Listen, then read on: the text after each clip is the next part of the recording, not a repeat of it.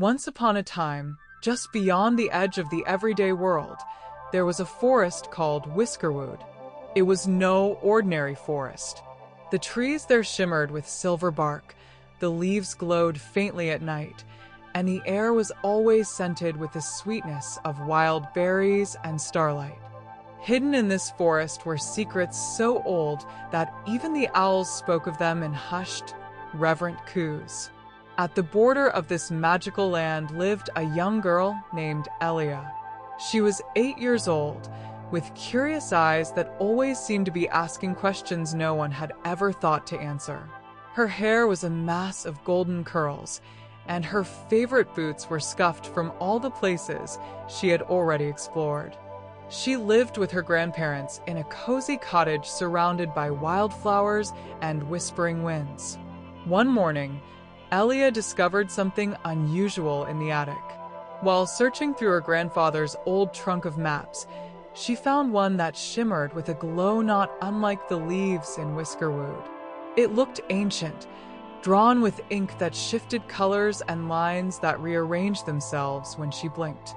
In the center, written in curling, elegant letters, were the words, "Whiskerwood, the living map." That night, as moonlight spilled across her room, the map glowed brighter.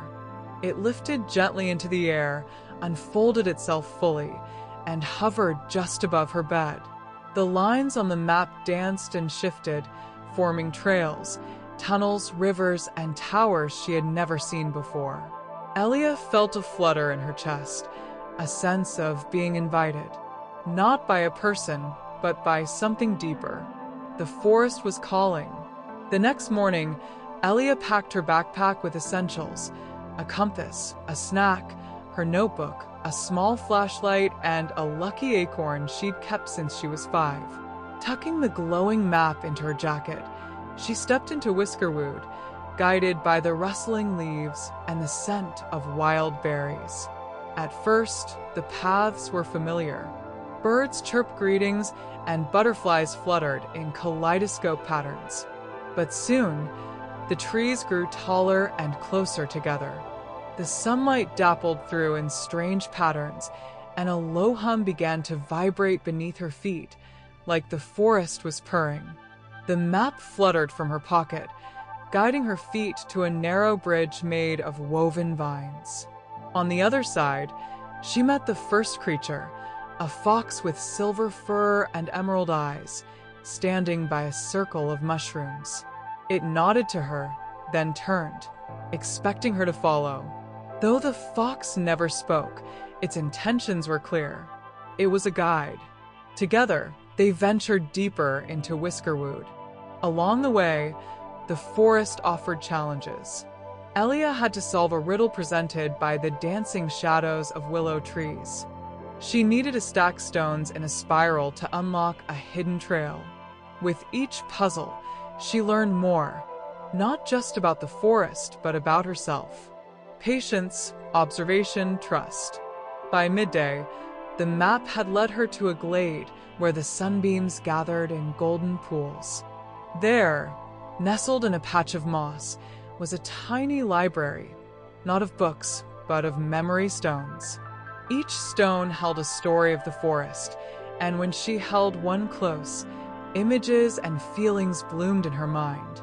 She saw the birth of the first starflower, the migration of glowing deer, and even the laughter of children who had once roamed Whiskerwood long ago. She stayed in the glade for a while, letting the stones teach her things words never could.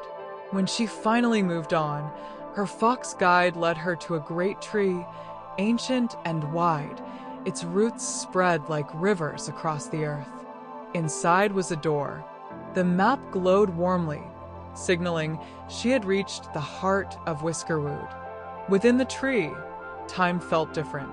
Gentle lights floated through the air, and creatures of every kind, badgers in capes, owls with glasses, rabbits with glowing fur, all watched her, acknowledging her arrival. She had been expected.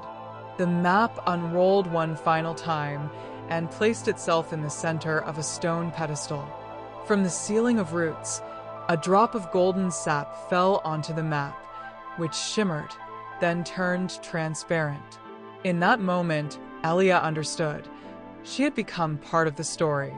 The map would now carry her journey for others to see. She had given as much to the forest as it had given to her. When she stepped out of the tree, the sun was beginning to set. Her fox guide had vanished, but she felt no fear. Instead, a warmth filled her chest, a feeling of friendship and belonging. She returned home as twilight cloaked the world in indigo. The map no longer glowed, but its memory pulsed softly in her jacket pocket. That night, as she lay in bed, Elia closed her eyes and smiled. Whiskerwood was still there, waiting, and now she knew it would always be. From that day on, Elia explored the forest with new eyes. She helped the creatures, shared stories with the wind, and taught other children how to listen to the whispers in the leaves. The magical map remained folded under her pillow, quiet but alive. And so, the tale of Elia and the living map of Whiskerwood became a bedtime story passed from child to child, a story not just of adventure and magic, but of how listening, kindness, and curiosity could unlock the greatest secrets of all.